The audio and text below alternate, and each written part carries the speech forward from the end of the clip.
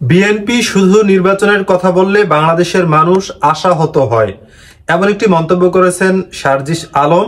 তিনি তার মন্তব্যে আর কি বলেছেন বিএনপি সম্পর্কে আমরা সেই বিষয়টা একটু জানবো। তার আগে আরেকটা বিষয় বলতে চাই যে তিনি আরো একটা মন্তব্য করেছেন যে বিএনপির চাপেই ডক্টর ইউনূস পদত্যাগের সিদ্ধান্ত নিয়েছিলেন। এখন আমরা জানবো বিস্তারিত যে সার্জিস আলম তার মন্তব্যে কি বলেছেন। বাংলাদেশ জাতীয়তাবাদী দলের বিএনপির কাছে মানুষের প্রত্যাশা অনেক বেশি বলে জানিয়েছেন জাতীয় নাগরিক পার্টি এনসিপির উত্তরাঞ্চলের মুখ্য সংগঠক সার্জিস আলম।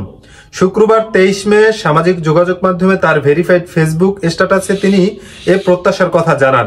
সার্জিস আলম লিখেছেন, আজ বিএনপির স্থায়ী কমিটির সদস্য সালাউদ্দিন আহমেদ ভাই বলছেন, চলমান সংকট সমাধানের একমাত্র পথ নির্বাচনের রোডম্যাপ দেওয়া। তিনি আরো লিখেছেন, এই মুহূর্তে বিএনপি বাংলাদেশের সবচেয়ে বড় রাজনৈতিক দল।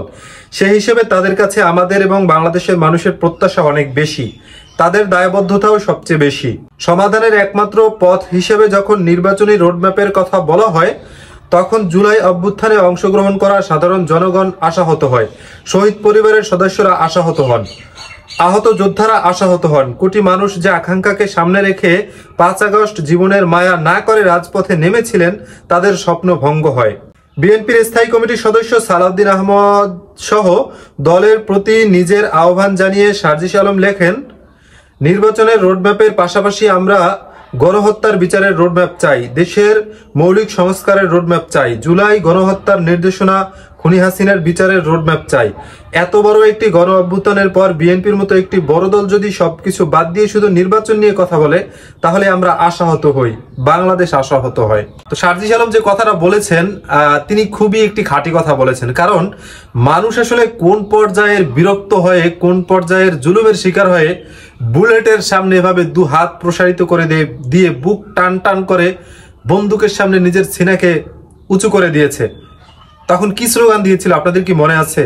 যে আমার বুকে দারুণ ঝড়, বুক পেতেছি গুলি কর, এই স্লোগান দিয়েছিল তখন। এই স্লোগান নিজের বুকটা পেতে কখন দিয়েছিল? যখন একটা স্বৈর শাসক মাথার উপরে বসে আছে, পুলিশের সামনে বুক পেতে দিলে এই আত্মবিশ্বাসই তো রাখে যে তারা আমারই ভাই, আমার দেশের জনগণ, তারা আবার বুকে গুলি চালাইবে না।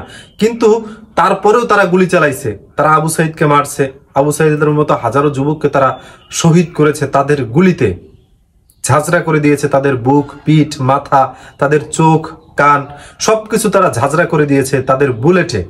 এখনো অসংখ্য মানুষের বুকে, পিঠে বিঁধে আছে পুলিশের সেই বুলেট।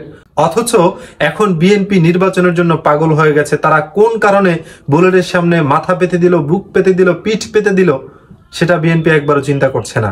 এ সম্পর্কে আপনাদের মন্তব্য অবশ্যই কমেন্টে লিখে পাঠাবেন। এতক্ষণ সাথে থাকার জন্য ধন্যবাদ।